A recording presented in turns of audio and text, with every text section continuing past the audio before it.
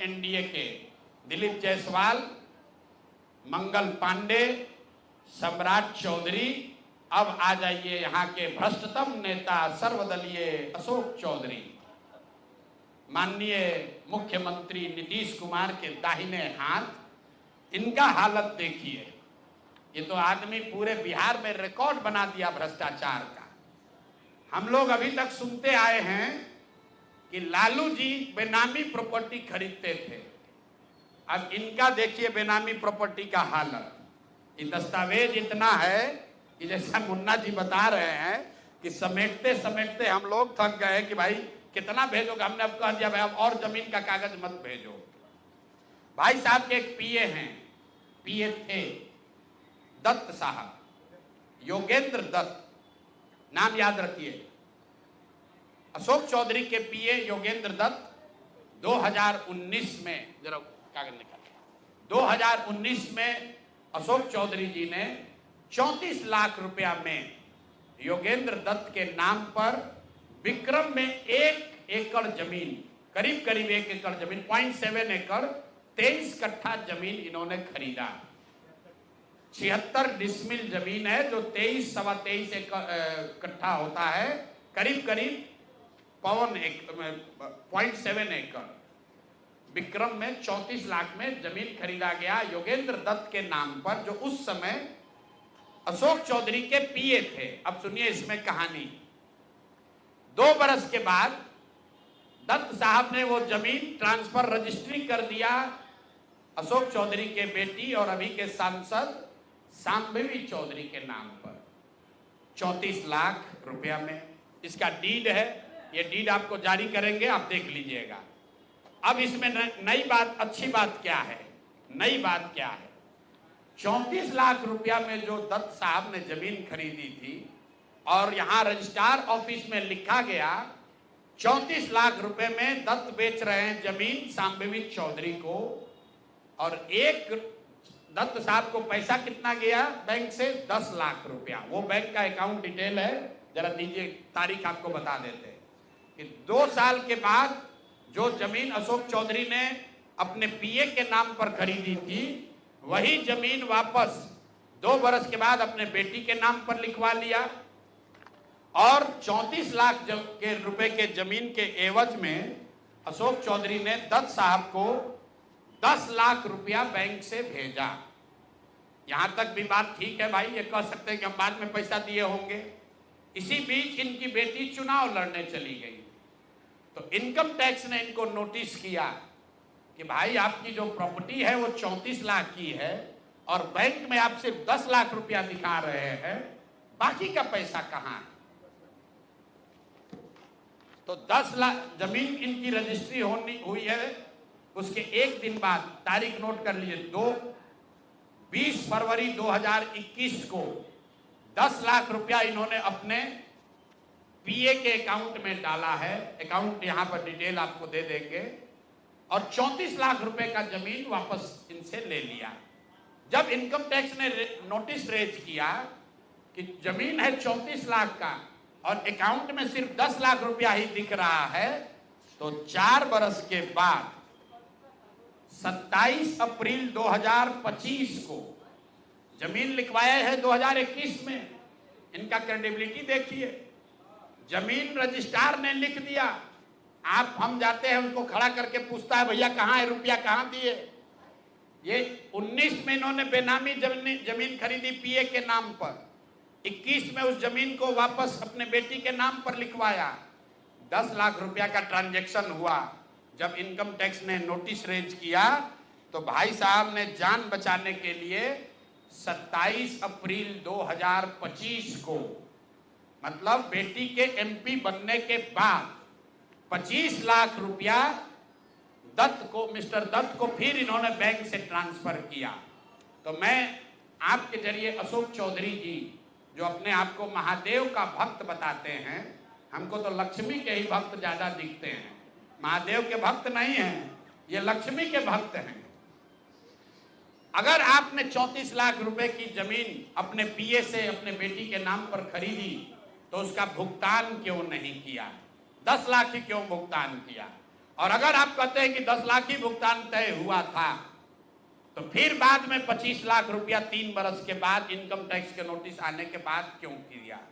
अब आपको हम एक छोटा सा केस बता रहे हैं, इसका वैल्यू 34 लाख है, लेकिन आपको ये इसलिए बता रहे हैं कि इनका मोडस ऑपरेंडी क्या है, क्योंकि उसके बाद अब जो आपको बताएंगे, ये भाई साहब पिछले 2 बरस में 200 करोड़ रुपया से ज्यादा का संपत्ति, 200 करोड़ रुपए से ज्यादा का संपत्ति अपने पत्नी, अपने बेटी, अपने समधन, उनसे जुड़ा हुआ एक ट्रस्ट, मानव वैभव विकास ट्रस्ट, इसके माध्यम से इन्होंने जमीन खरीदी है करीब 200 करोड़ रुपए का। और सारा डीड एक एक जिस दिन का ट्रांजैक्शन है वो सारा डीड आपको यहां पर, आप चाहे तो उसका फोटोकॉपी ले सकते हैं। मैं एक बात क्लियर कर लूं, यहां जो मानव वैभव विकास ट्रस्ट है, हमारे पास उसके खिलाफ सबूत नहीं है। हम ये बता रहे हैं कि जब इनकी बेटी का एंगेजमेंट हुआ है, उसके बाद से अचानक से मानव विकास वैभव ट्रस्ट जो है, जो कुणाल साहब के परिवार से जुड़ा हुआ ट्रस्ट है, और उसमें यहाँ के बड़े कुछ पदाधिकारी भी हैं, जियालाल आर्य बहुत ईमानदार व्यक्ति हैं, वो भी ट्रस्टी हैं। तो मैं आपके जरिए उनसे भी आग्रह करूंगा कि सर, आप तो जीवन भर ईमानदारी के लिए आपका नाम हम लोग जानते हैं, ये बताएं कि आपके ये न्यास के माध्यम से सैकड़ों करोड़ रुपए की जमीन कहां से खरीदी जा रही है, ये पैसा कहां से आ रहा है, ये पैसा कहां से आ रहा है? क्योंकि इस ट्रस्ट के ट्रस्टी जो कुणाल साहब की पत्नी हैं, उनके बेटे हैं, इनमें और अशोक चौधरी के पत्नी के बीच में डेली का बैंकिंग ट्रांजैक्शन का रिकॉर्ड हम लोग के पास है। तो मैं अभी सिर्फ इतना ही आपको बता रहा हूं कि पिछले 2 वर्षों में जब अशोक चौधरी की बेटी की सगाई हो गई, तो सगाई से शादी के बीच में 38 करोड़ रुपए की जमीन पटना में खरीदी गई है। टोटल 38 करोड़ 44 लाख 40 हजार इतने रुपए का तो चेक से पेमेंट हुआ है। चेक से पेमेंट हुआ है 38 करोड़ 44 लाख 40 हजार। 12/5/2022 को पहली जमीन ली गई 23 करोड़ 40 लाख 30 हजार में। 12/5/2022 को एक दूसरी जमीन ली गई जिसकी कीमत है 8 करोड़ 89 लाख 70 हजार। 8 दिन के बाद 20 मई 2022 को फिर एक तीसरी जमीन ली गई जिसका वैल्यू है 3 करोड़ 44 लाख 41 हजार। फिर 2 महीने के बाद 14 अप्रैल 2022 को जमीन खरीदी गई 7 करोड़ 20 लाख का। फिर 4 दिन के बाद 18 जुलाई 2022 को जमीन खरीदा गया 15 करोड़ 50 लाख का। और ये सारी जमीन इंगेजमेंट और शादी के बीच के डेट है, उतना ही आपको बता रहे। और ये सारी जमीन का मालिकाना अब अंतिम छोट भैया नेता है पेट्रोल चोर संजय जायसवाल भाई, एक उनका लेटर दे दीजिए। छोट भैया है, जब दूसरे सब धाराशायी हो गए तो पीछे छटपटा रहे हैं। अब इन पर ज्यादा कुछ बोलेंगे तो इनका भाव बढ़ जाएगा। मीडिया वाले भी आजकल इंटरव्यू लेना शुरू कर दिए हैं, क्योंकि प्रशांत किशोर पर ही बोल रहे हैं, जनसुराज पर बोल रहे हैं। इनका पूरा कच्चा चिट्ठा जरा देख लीजिए चिट्ठी। इनका एक पेट्रोल पंप है इनके माताजी के नाम पर बेतिया में। तो हमने कहा कि बेतिया में जब हम पदयात्रा कर रहे थे तो लोगों ने कहा कि 10 वर्षों तक ये भाई साहब वहां एक फ्लाईओवर नेशनल हाईवे का था, वो बनने नहीं दे रहे थे, क्योंकि उससे इनका पेट्रोल पंप का बिक्री कम हो जाता। इन्होंने कहा ना, ऐसा तो कोई बात नहीं है, बेतिया का एक एक आदमी जानता है। इतना ही नहीं, हम आपको फोटो जारी करेंगे कि जब लोगों का दबाव हुआ तो इन्होंने एक बोर्ड लगाया था बेतिया में, जिसमें लिखा था कि ये फ्लाईओवर का निर्माण मेरी वजह से नहीं, राज्य सरकार के परमिशन नहीं देने के वजह से रुका हुआ है। तो पहला प्रमाण कि फ्लाईओवर का बनना और नहीं बनना और उसका दोष इन पर था, इसका प्रमाण ये है कि इन्होंने खुद से सार्वजनिक तौर पर एक बोर्ड लगाया था कि फ्लाईओवर का निर्माण मेरी वजह से नहीं, राज्य सरकार से परमिशन नहीं मिलने के वजह से रुका हुआ है। अब इसका आगे सुन लीजिए। 2015 में भाजपा और नीतीश जी गठबंधन में नहीं थे, तो जब इन्होंने दोष लगाया राज्य सरकार पर, तो तब के जदयू के अध्यक्ष, जिला अध्यक्ष डॉक्टर NN शाही, जो वहां के बहुत प्रतिष्ठित व्यक्ति हैं, बड़े डॉक्टर हैं, जदयू के जिला अध्यक्ष थे, उन्होंने संजय जायसवाल को खुली चुनौती दी कि आपने जो बोर्ड लगाया है ये गलत है। टाउन हॉल में दोनों में सार्वजनिक चर्चा हुई थी, दोनों को करीब हजारों लोगों के सामने इस बात पर बहस हुआ कि आखिर फ्लाईओवर का निर्माण क्यों नहीं हो रहा है। उसके बाद पेट्रोल पंप से इनका कितना प्यार है ये समझ लीजिए। ये है गरिमा देवी सिकारिया, जो अभी वहां नगर की महापौर हैं। इनका लेटर है पत्रांक NMO 242532 डेटेड 14/8/2024, 14/8/2024 मतलब 14 अगस्त 2024 को। जरा इसमें इसका एक पारा पढ़ के आपको सुना देते हैं। ये गरिमा देवी सिकारिया ने जब अस्थाई समिति की पूरी बैठक हुई बेतिया नगर निगम के, उसके महापौर के तौर पर गरिमा देवी सिकारिया ने नगर आयुक्त को चिट्ठी लिखी। उस चिट्ठी का एक हिस्सा पढ़ रहा हूं आपको, इसके कोट। इसके साथ ही अस्थाई समिति की संपन्न बैठक 13/11/2023 पहली बैठक, 28/2/2024 दूसरी बैठक, 29/6/2024 तीसरी बैठक, 24/7/2024 चौथी बैठक और 4/7/2024 5 बैठकों में छावनी स्थित, छावनी उस इलाके का नाम है, छावनी स्थित पेट्रोल पंप को, जो जो संजय जायसवाल के भाई का पेट्रोल पंप है, इन्हीं का पेट्रोल पंप है, इनके पिताजी के समय का है, इनके भाई के नाम पर है। सुनिए क्या लिखा हुआ है।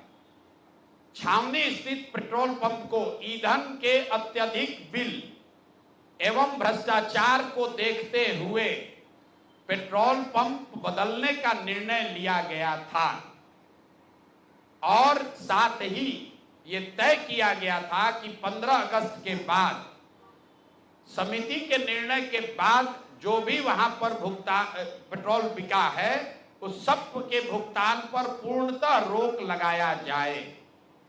ऐसा इसलिए किया गया कि वहां नगर निगम के सफाई की गाड़ियों के बिल के नाम पर 5 करोड़ रुपया मंथ वाइज आपको ये जारी कर रहे हैं।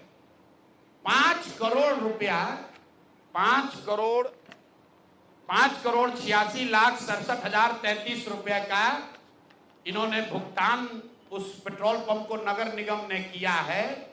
और अस्थाई कमेटी के 5 बैठकों में ये पाया गया कि ये ज्यादातर भुगतान फर्जी है, गलत है, ज्यादा बढ़ा कर लिया जा रहा है।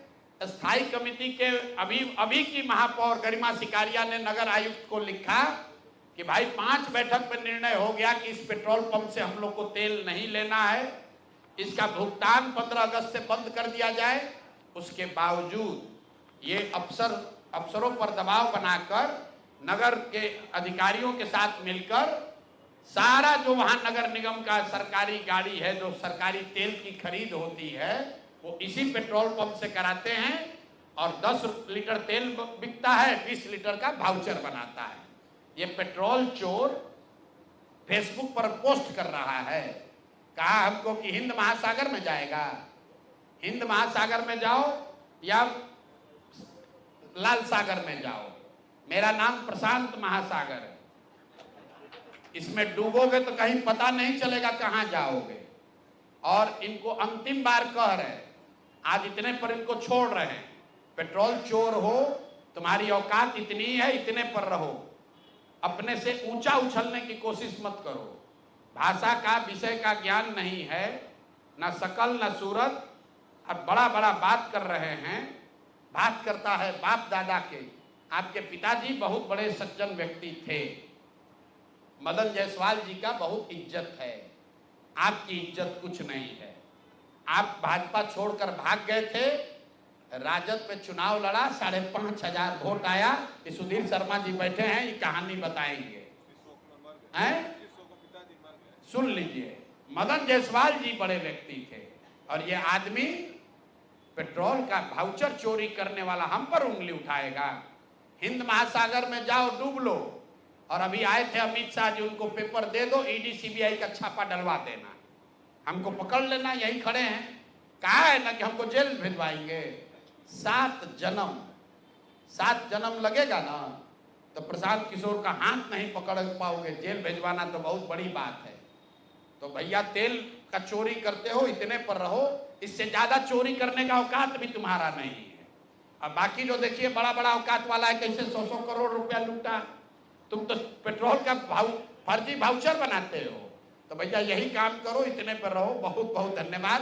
संजय जी आ जाइए। दूसरे बड़े नेता हैं यहाँ के सम्राट चौधरी, यहाँ के उप मुख्यमंत्री हैं, भाई साहब नाम बदलने के विशेषज्ञ हैं। कई लोग, पिछली बार हमने आपको बताया था और लोग जानते भी हैं कि इनका नाम था राकेश कुमार, बाद में हुआ राकेश कुमार उर्फ सम्राट चौधरी। ये पूरी सच्चाई नहीं है, इनका ओरिजिनल नाम है सम्राट कुमार मौर्य। पहला नाम इनका है सम्राट कुमार मौर्य। 1998 में इन पर एक मर्डर का इल्जाम लगा। सदानंद सिंह जो वहां पर कांग्रेस के बड़े नेता थे और इनके परिवार के राजनीतिक विरोधी थे, उनको बम से मारकर उनकी हत्या कर दी गई, जिसमें लोग बताते हैं 6 लोगों की मृत्यु हुई।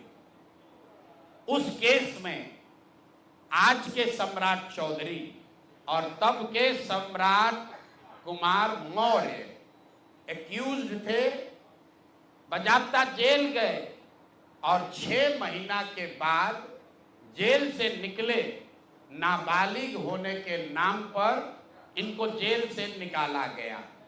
तो पहले तो सम्राट चौधरी, उनके समर्थक और चाल चरित्र चेहरा की बात करने वाले भाजपाई, और उससे भी बढ़कर बिहार में भाजपा को, एनडीए को वोट देने वाले लोग, एक बार जरा जान जाइए कि आपका उप मुख्यमंत्री मर्डर का एक्यूज्ड है, जेल में रहा है और जेल से सिर्फ इसलिए छूटा क्योंकि इन्होंने प्रमाण दिया कि हम नाबालिग हैं।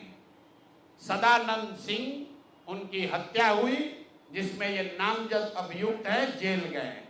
अब दूसरी बात सुनिए, जब ये भाई साहब मंत्री बने, बिना विधानसभा विधान परिषद के सदस्य हुए, इनको मंत्री बनाया गया। तो जब मंत्री बने तो इन पर कम उम्र होने का एक केस हुआ, जिसकी वजह से इनको बर्खास्त किया गया। ये बात तो सब लोग जानते हैं और सम्राट चौधरी भी कहते रहे वो मामला तो पुराना है, सब सेटल हो गया है। अब क्या सेटल नहीं हुआ है वो हमसे सुन लीजिए। उस केस के पिटीशन में सुप्रीम कोर्ट में लिख के दिया गया कि इन्होंने जब मैट्रिक का एग्जाम दिया, तो मैट्रिक का एग्जाम इन्होंने दिया है सम्राट कुमार मौर्य के नाम से, और सुप्रीम कोर्ट के हलफनामे में यह लिखा गया कि सम्राट कुमार मौर्य उस समय के, इन्होंने इनका एडमिट कार्ड, इनका रोल नंबर वो सब जारी किया, सुप्रीम कोर्ट के दस्तावेज में है। और बिहार विद्यालय परीक्षा समिति जो मैट्रिक का एग्जाम दे कराती है, इनसे पूछा गया सुप्रीम कोर्ट के द्वारा इनके पढ़ाई के एज के बारे में, क्योंकि मैट्रिक के सर्टिफिकेट को ही एज का दस्तावेज माना जाता है। तो उसमें बिहार विद्यालय परीक्षा समिति ने बताया कि सम्राट कुमार मौर्य करके जो विद्यार्थी मैट्रिक की परीक्षा पास करने का दावा कर रहे हैं, ये एक्चुअली 234 नंबर इनको आया था, ये मैट्रिक परीक्षा फेल हो गए थे। ऐसा हलफनामा सुप्रीम कोर्ट में दायर किया गया। तो इसको ध्यान रख लीजिए। 1998 में सुप्रीम कोर्ट में जो दस्तावेज जमा किया गया, जिसके आधार पर सुप्रीम कोर्ट ने इनके एज का निर्धारण किया, उस दस्तावेज के मुताबिक सम्राट कुमार मौर्य मैट्रिक का एग्जाम पास नहीं किए, उनको 234 नंबर आया, उनको फेल कर दिया गया। इसका दूसरा प्रमाण यह है कि 2010 में जब सम्राट चौधरी ने अपना हलफनामा दिया तो उसमें लिखा कि मैं 7वीं पास हूं, 7वीं पास है। तो जो सुप्रीम कोर्ट में दस्तावेज है उसको सम्राट चौधरी ने भी 2010 में स्वीकार किया है। अब मेरा और जन सुराज का सीधा सवाल है पूरे बिहार के युवाओं की ओर से, पढ़े लिखे समाज की ओर से, कि इस राज्य के डिप्टी सीएम ये बताएं कि वो मैट्रिक कब पास किए हैं, किस साल इन्होंने मैट्रिक पास किया। आप लोग पत्रकार बंधु उनसे खाली इतना पूछ लीजिए कि सर किस साल आप मैट्रिक पास किए हैं, क्योंकि 2010 के बाद मैट्रिक का एग्जाम दिए नहीं है। डिग्री लगाए हैं अपने हलफनामा में, फर्जी, वो कई बार चर्चा हो गई कि उनका जो डिग्री है वो फर्जी है, डॉक्टरेट कहाँ यूनिवर्सिटी ऑफ कैलिफोर्निया से किए हैं, वो सब बात छोड़ दीजिए।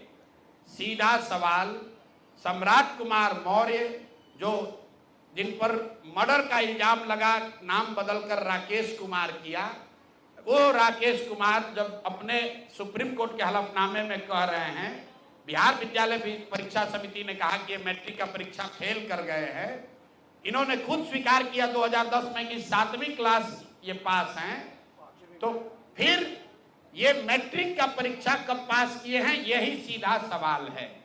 ये बहुत बड़ा बड़ा लंबा लंबा फेंकते हैं, कभी मुरेठा बांध कर, कभी मुरेठा खोल के। ये आदमी इतना फर्जी है, ये मैट्रिक का परीक्षा पास ही नहीं किया। तो बिहार की जनता को ये जानकारी होनी चाहिए कि ये मैट्रिक भी पास नहीं किया है आदमी, और दावा कर रहा है कि हम डिलीट का डॉक्टरेट ऑफ लिटरेचर किए हैं यूनिवर्सिटी ऑफ कैलिफोर्निया से। आप बताइए कि बिहार में कोई अगर क्लर्क, कोई सिपाही, कोई अफसर अगर गलत डिग्री के साथ पकड़ लिया जाए, नौकरी तो जाएगी ही जाएगी, जेल भी जाएगा। ये आदमी डिप्टी सीएम है, फर्जीवाड़ा किया है, मर्डर के केस में जेल गया है, 7वीं पास होने का सर्टिफिकेट लिखा है अपने एफिडेविट में, और आज तक इलेक्शन कमीशन भी नहीं पूछ रहा है कि मेरे भाई तुम डिलीट कर लिए, मैट्रिक कब पास किए, क्या बिना मैट्रिक पास किए डिलीट कर लिए। तो ये इनसे सवाल है, आप लोग नहीं पूछिएगा तो इस बार जब हलफनामा लड़ने आएंगे चुनाव, तो इनका जो भी विरोधी होगा इनसे पूछेगा कि भैया मैट्रिक कब पास किया, उसका सर्टिफिकेट लगाओ। अपने चुनावी हलफनामा में भाई साहब 10वां 12वीं का बात नहीं करते हैं, सीधे बात किया कि हम ग्रेजुएशन किए हैं कामराज यूनिवर्सिटी से, जो है ही नहीं। उसके बाद कह दिया डॉक्टरेट ऑफ लिटरेचर कर लिए यूनिवर्सिटी ऑफ कैलिफोर्निया से।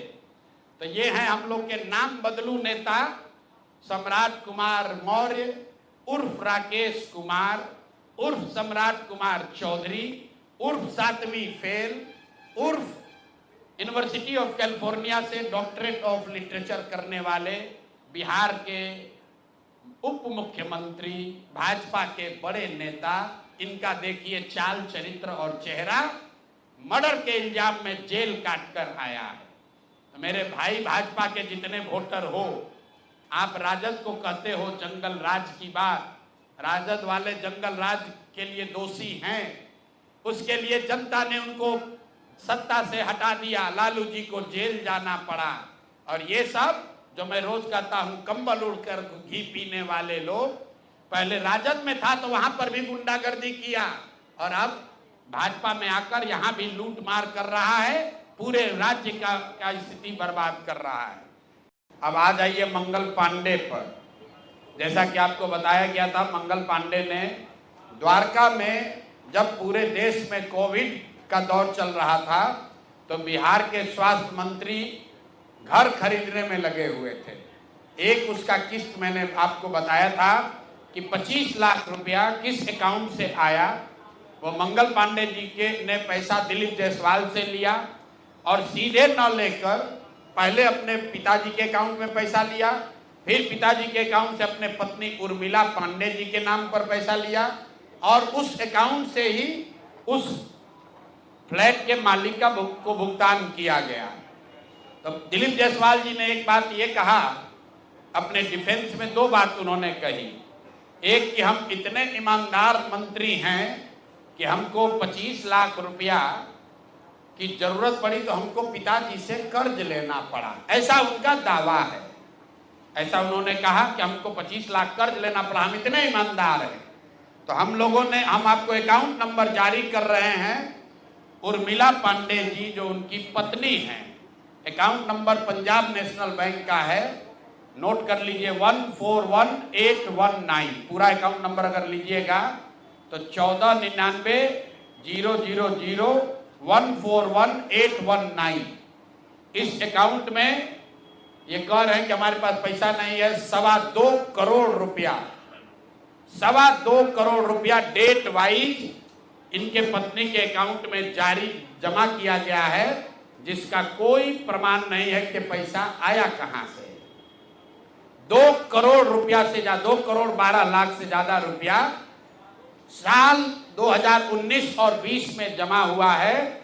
अकाउंट नंबर है पंजाब नेशनल बैंक का, नोट कर लीजिए 141 141819। तो अब दिलीप जायसवाल मंगल पांडे जी बता दें कि अगर आपके पास फ्लैट के लिए 25 लाख रुपया नहीं था, जो आप दिलीप जायसवाल से अपने पिताजी के जरिए कर्ज लिए, तो ये आपके पत्नी के अकाउंट में 2 करोड़ 12 लाख रुपया कहां से आ गया? और अगर आया तो इसको घोषित क्यों नहीं किया? और अगर इसको वो बताएंगे तो इसके बाद हम उनको ये भी बताएंगे कि ये 2 करोड़ 12 लाख रुपया किसके किसके अकाउंट से आया है। तो अभी एक बार उनको इतना पर छोड़ रहे हैं कि वही अभी से भी मान ले, जैसे अपना 25 लाख का गलती माने, इसका भी मान लें कि ये 2 करोड़ 12 लाख रुपया कहां से आया है। नहीं मानेंगे तो ये भी उनको बताया जाएगा कि ये 2 करोड़ 12 लाख रुपया इस अकाउंट में कहां कहां से आया है। तो मंगल पांडे जी पर ये पूरा हो गया। अब